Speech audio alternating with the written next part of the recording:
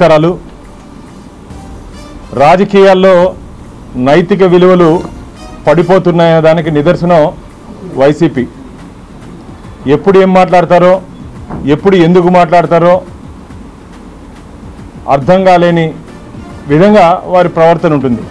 గత కొంత కాలంగా ఒక 5 సంవత్సరాలు మీరుగా గమనించినట్టయితే 2019 నుంచి 24 వరకు కుటుంబ రాజకీయాలని తీసుకొని వచ్చి పాలసీ విషయాలు మాట్లాడకుండా ఫ్యామిలీ విషయాల్ని మాట్లాడుతూ రాజకీయాలలో ఇలాంటి నాయకులు కూడా ఉంటారని చెప్పి ప్రజలు అసహించుకునే స్థాయికి వైసీపీ నాయకులు కొందరు వివరించారు.